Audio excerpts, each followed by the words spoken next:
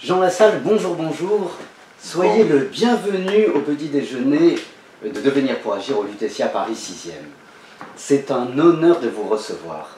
C'est un véritable honneur parce que vous êtes un homme atypique.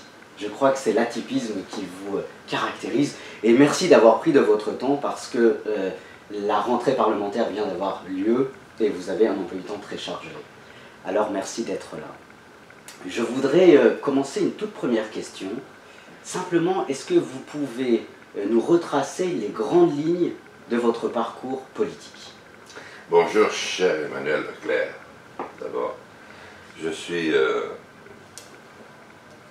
fondamentalement heureux chez vous depuis que j'y suis rentré il y a maintenant 10 minutes. Et je suis très honoré d'être à vos côtés. Alors, en ce qui concerne mon parcours, il commence très tôt, pratiquement, je pense, dès la naissance.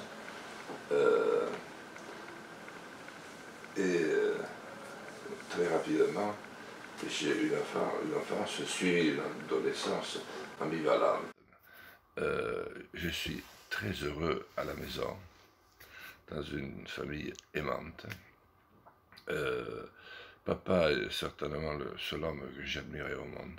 Il s'en est allé il y a très longtemps déjà. Maman nous a quittés au mois de mai dernier. Elle n'avait que 17 ans de plus que moi.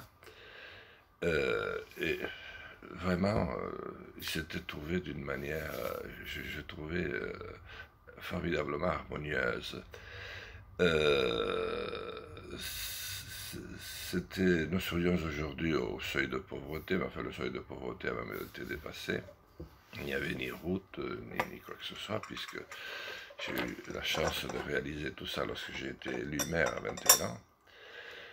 Et en plus, cette famille était, comment je devrais dire, se parlait, réfléchissait à sa manière, et elle était joyeuse. Papa chantait du matin au soir, quoi qu'il advienne. Vous avez gardé cette joie qui vous... Il y avait une forme de joie. Et il y avait le débat, parce que du côté de papa, ses frères, lui, étaient tous gaullistes, mais gaullistes de résistance. Et du côté de maman, il n'y avait que des filles, dont l'une par bonheur avait épousé papa, et les autres avaient épousé des réfugiés espagnols, puisque nous étions à la frontière, tous gravement communistes. Et les débats familiaux, bon, il fallait quand même faire une petite cinquantaine de kilomètres, souvent à pied, pour se retrouver. Donc on avait le temps enfin, ils étaient jeunes quand même encore à l'époque. Voilà, pour calmer les esprits. Puis ça commençait, vous voyez, ils commençaient à se taquiner. Le temps de prendre un peu de Ricard espagnol, ou de Pernod espagnol. Pas oublier. Pas loin. Et puis après, les femmes sonnaient la fin de la récréation, on passait à table, et puis là, il n'y a plus un mot de politique.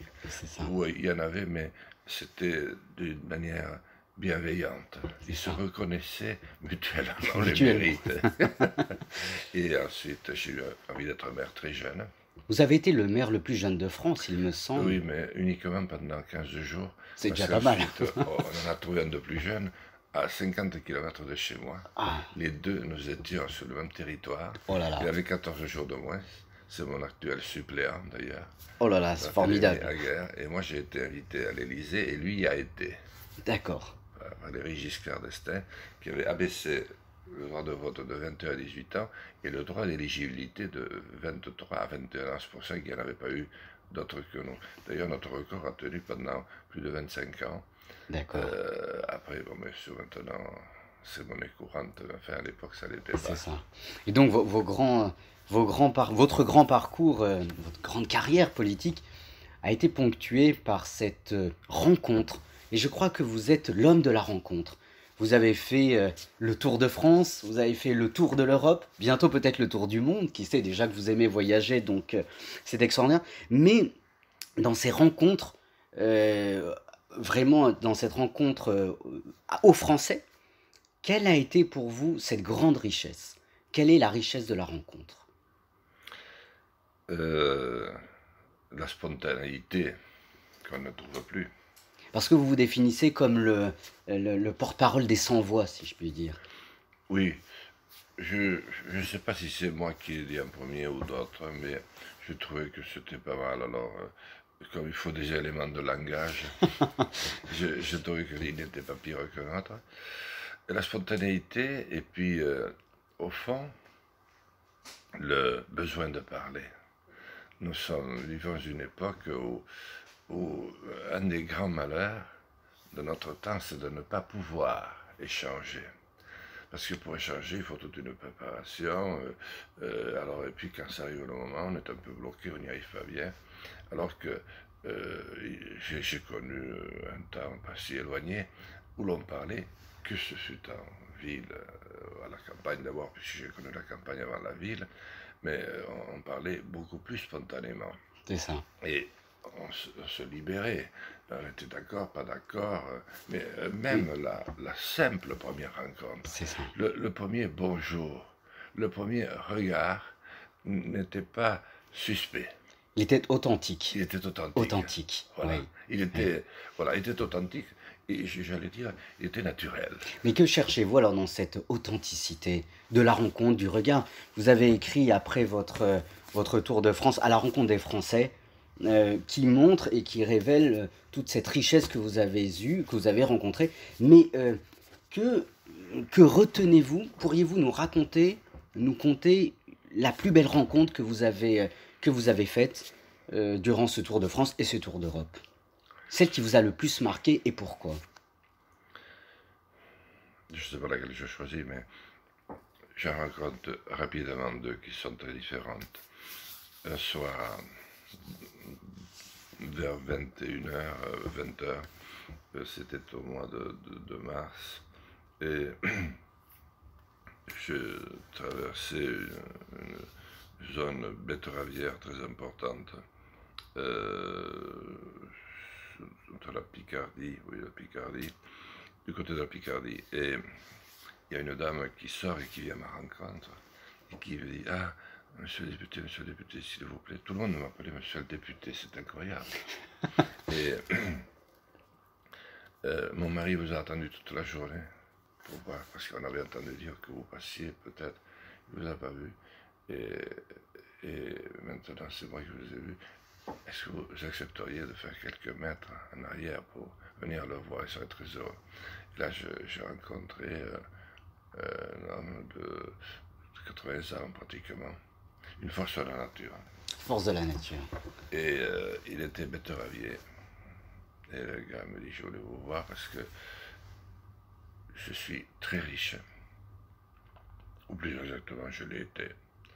Et puis alors, avec la PAC, j'ai amassé un argent fou, beaucoup plus que tout ce que j'aurais pu imaginer.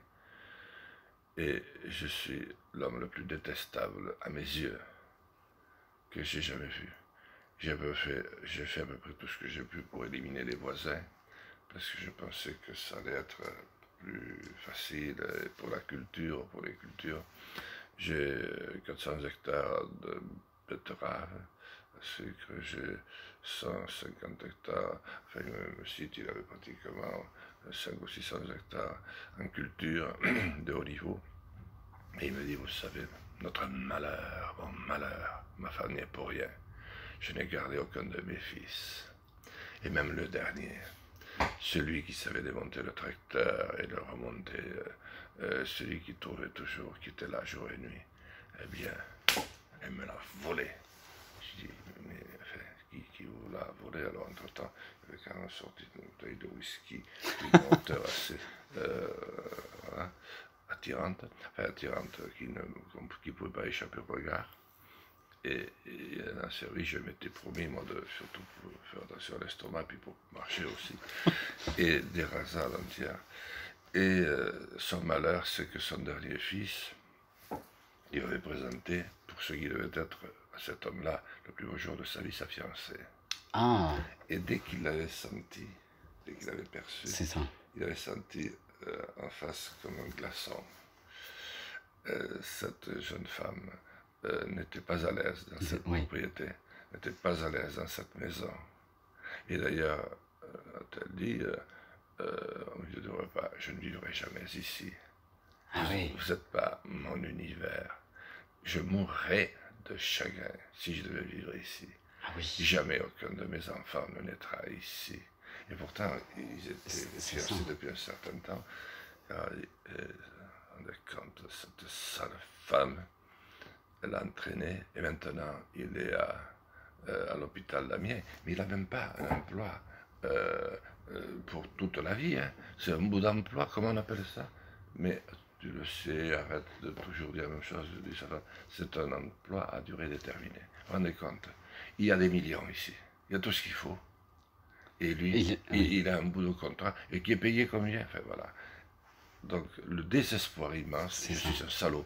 Parce que pour la première fois, nous avions résisté à Valmy, nous avons résisté à 70, à la guerre de 14-18. Il y a toujours eu un cousin, un neveu pour reprendre cette maison. Et moi, je suis celui qui la laisse s'éteindre.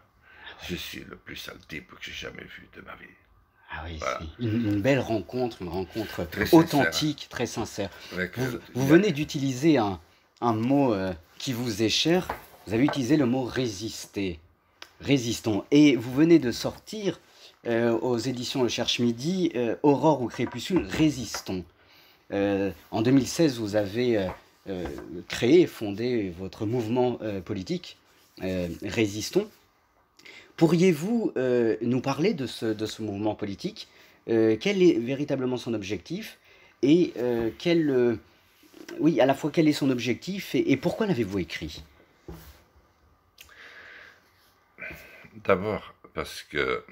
Je vous en prie, n'hésitez pas, il faut manger. J'ai pas eu de blessure physique, si j'ose dire, comme mon frère a pu en avoir. Bon, c'est lui finalement qui avait repris le troupeau, la ferme, les blessures. Moi, je me suis cassé qu'une cheville, je crois.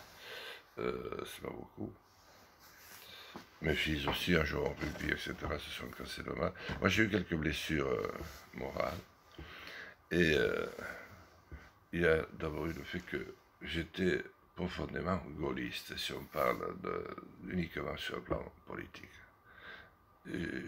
J'avais, pour moi, c'était... j'avais fait de ce symbole de la résistance, puis tel que mon père, d'ailleurs, ne l'évoquait pas, mais comme je le ressentais de lui, quelque chose d'extraordinaire, la raison suprême de vivre, libre et digne. C'est ça. Et de respecter l'autre. Et puis alors ensuite, François Bayrou, je fais beaucoup plus court, mais a émergé dans notre département. Et je trouvais que ce qu'il disait, c'était à peu près la même chose que je disais. Lorsque nous avons parlé, on s'est rendu compte que nous avions été tous les deux très fortement inspirés par Gandhi, que nous avions été à la communauté de Lanza del Vasto. C'est ça. Très jeunes, mais sans le savoir, ni l'un ni l'autre, que nous avions un peu la même perception de la non-violence, etc. Voilà. Donc, et puis très longtemps, il y a eu l'aventure François Bayrou que j'ai accompagné passionnément. Et j'ai appris de lui, je pense qu'il a peut-être un peu appris de moi aussi. On apprend toujours des uns des autres. Voilà, je pense. Oui. Et puis, à partir de, je ne sais pas, moi, sa dernière campagne, c'était en 2012, oui. Je le pressentais déjà. J'ai très mal vécu cette campagne parce que je le soutenais, mais je ne ressentais pas du tout ce qu'il disait. Autant celle d'avant, j'avais adhéré, et je m'étais donné à fond, là aussi, je me suis donné à fond, mais je ne sentais pas. Il y avait quelque chose qui vous qui était réticent, vous étiez réticent. Oui, je trouvais que... Et en fait, Voilà, moi j'ai donné une explication, mais Oui. ce qu'elle vaut, je pensais que on se séparait simplement politiquement, mais Mhm. en fait c'est une rupture physique aussi, C'est ça.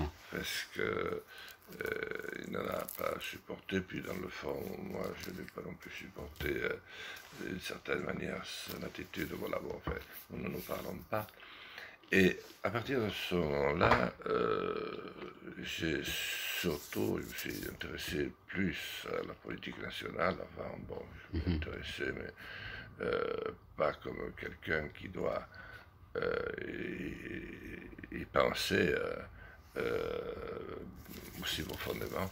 Et j'ai pris conscience que notre pays, d'abord, commençait à s'effondrer littéralement. Il s'effondrait d'ailleurs plus Moralement, oui. intellectuellement, moralement Mhm. que physiquement, parce que physiquement, bien sûr, il y a eu 400 000 entreprises de perdues C'est ça. entre Mhm. 2000 en gros et 2010 sous Chirac.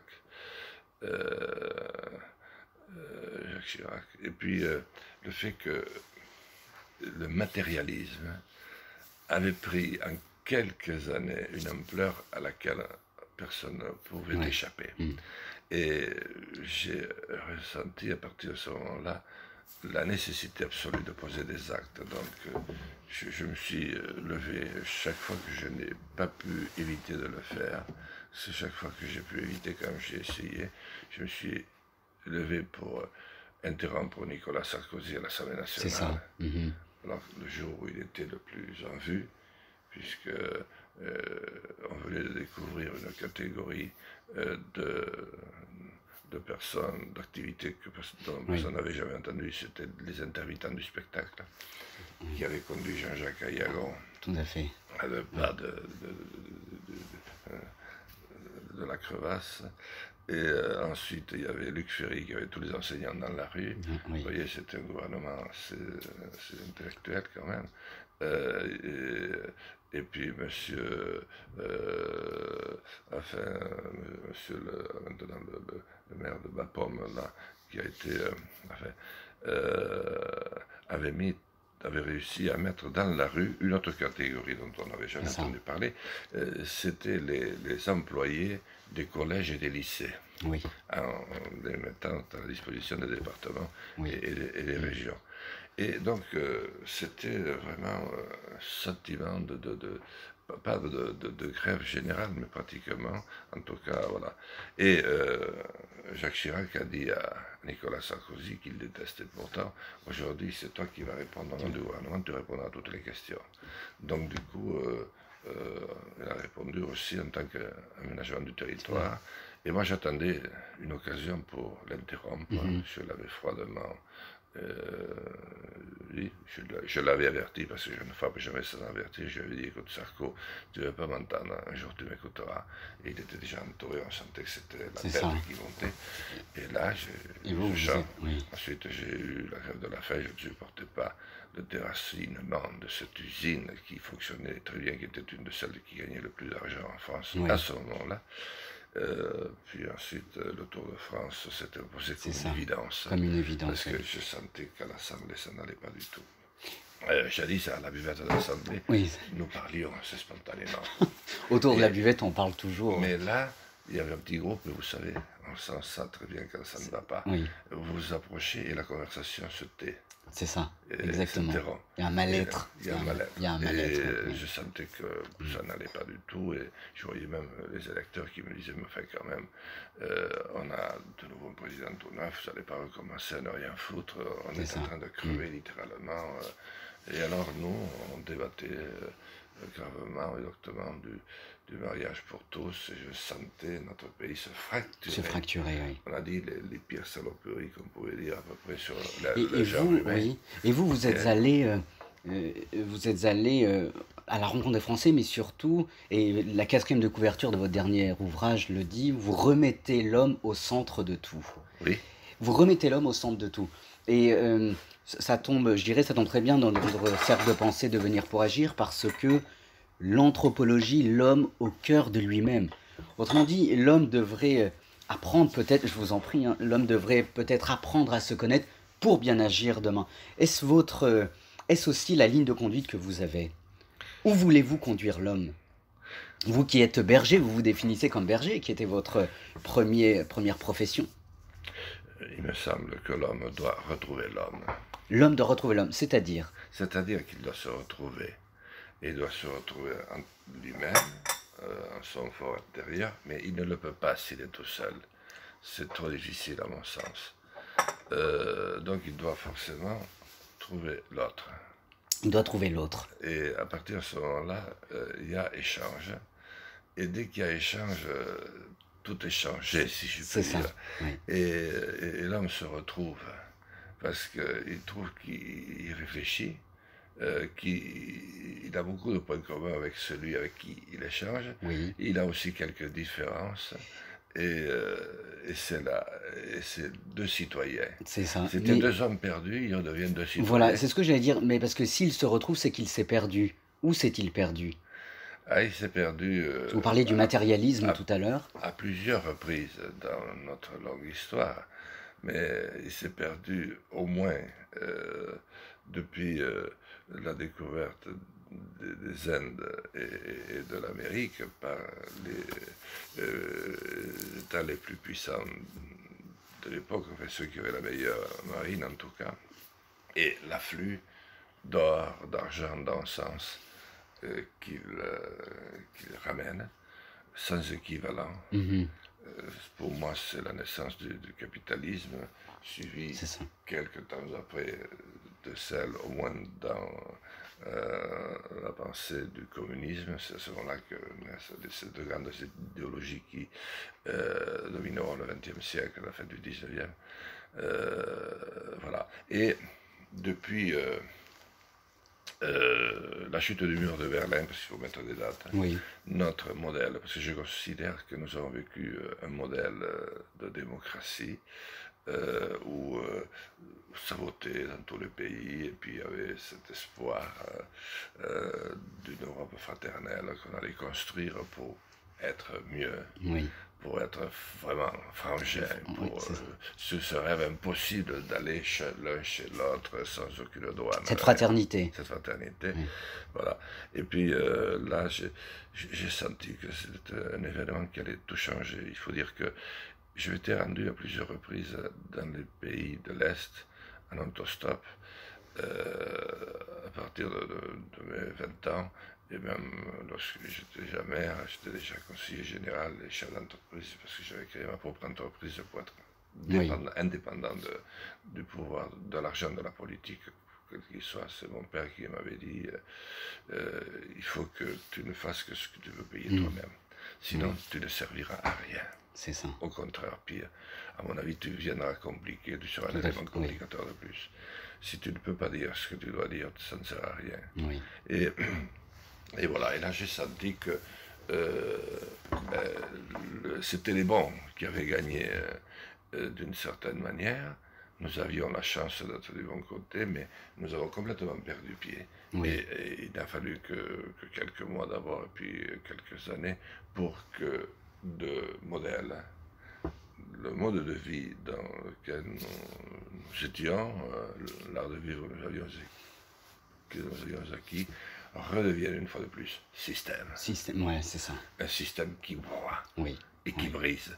Alors aujourd'hui, pour détruire un homme, on n'a pas forcément, et c'est beaucoup moins coûteux, de l'envoyer au Goulag ou dans un camp de je ne sais quel pays d'Amérique du Sud ou de Grèce, des colonels.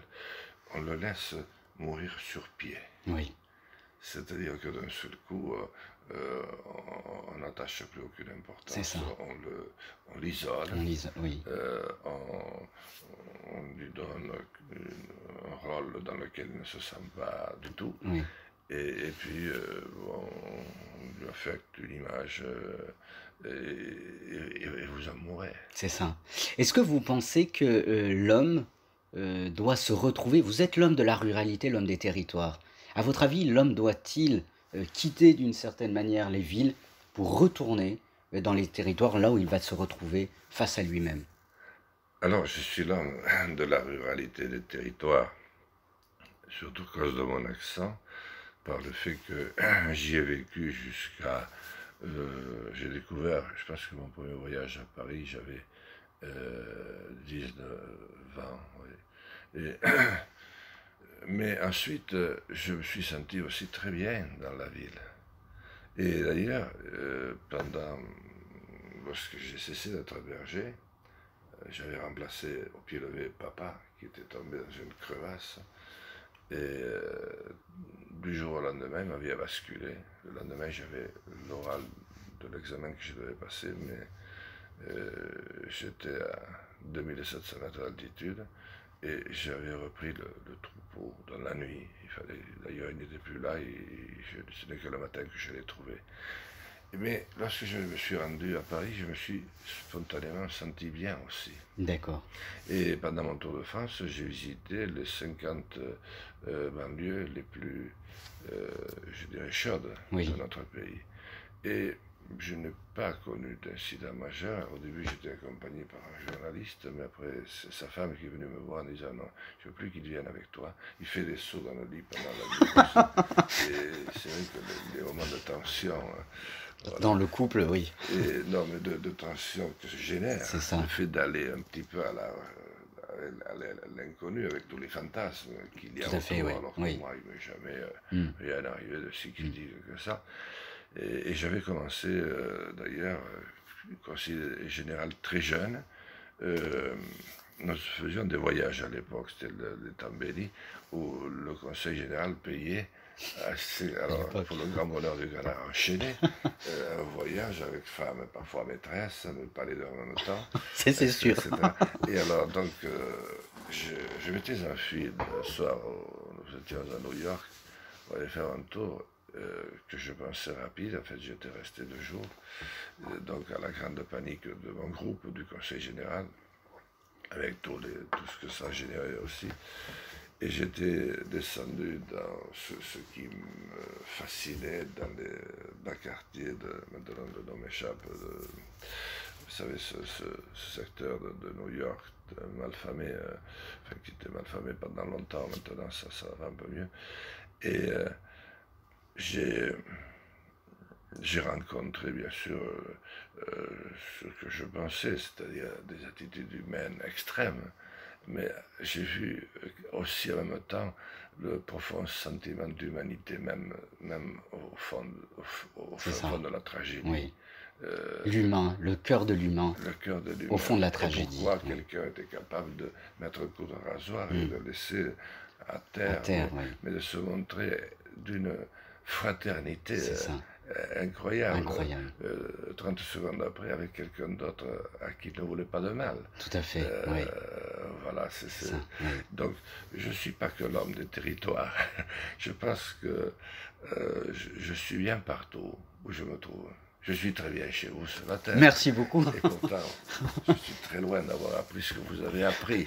On apprend tellement des autres. Exactement. On apprend des autres. C'est exactement ça qui est très beau. C'est ce qui est fascinant. C'est ça. Vous me demandiez qu'est-ce qui me pousse, c'est justement ça. C'est ça. C'est des moments comme ça. Il n'y a pas de prix. Tout à fait. La grande richesse de l'homme, c'est son unicité. Et en fait, et la grande richesse du monde, c'est la multiplicité. Et en fait, c'est dans l'unicité qu'on s'apprend, qu'on devient soi-même, devenir pour agir. Mais Jean Lassalle, l'interview va bientôt s'achever malheureusement. Une dernière question.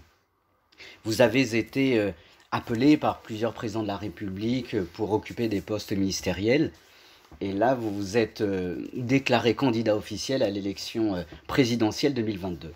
Vous avez beaucoup de jeunes qui vous écoutent, qui nous écoutent. Ma dernière question est la suivante. Quel message pouvez-vous leur adresser aujourd'hui? D'abord, je veux leur dire mon extraordinaire reconnaissance. Parce que, vous savez, déjà, le fait d'être apprécié, peut-être aimé de ses propres enfants, est un élément très touchant pour un père. Mais que tant de jeunes, de milieux tellement différents, me parlent, m'accostent, m'écrivent, mail que je ne lis pas d'ailleurs, c'est Jacques qui les dit, mais auquel nous nous efforçons de répondre avec autant de spontanéité, me touche beaucoup. Le fait qu'il m'ait invité dans autant d'amphithéâtres, etc. Ça me touche, je leur dis merci. Et je leur dis, si j'ai un message, ce que me disait papa. Papa me disait, je vois comment tu évolues, il faut te mettre une chose dans la tête. Il y a des limites, heureusement, pour tous les hommes. Bien, pour toi, ta limite, ce sera toi-même. C'est beau. C'est la limite que tu te mettras toujours. Ces personnes, les autres, tu les surmonteras. Mais celle que tu n'arriveras pas à surmonter, c'est la tienne. Non, moi je leur dirais, eh bien, surmonter la limite que vous allez bien voir apparaître à un moment ou à un autre. C'est ça, exactement. Voilà. Oui. Et dites-vous que vous êtes très largement au niveau, c'est pas une question.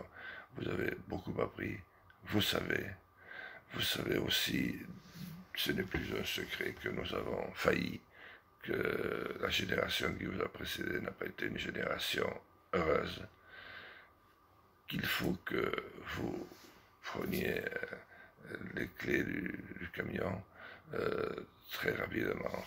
Vous trouverez un certain nombre parce qu'il faut que ce soit équilibré, mais de personnes plus âgées que vous qui vous y aideront. Ils ne supportent pas ce qu'ils ont tant contribué à faire par leur immense lâcheté.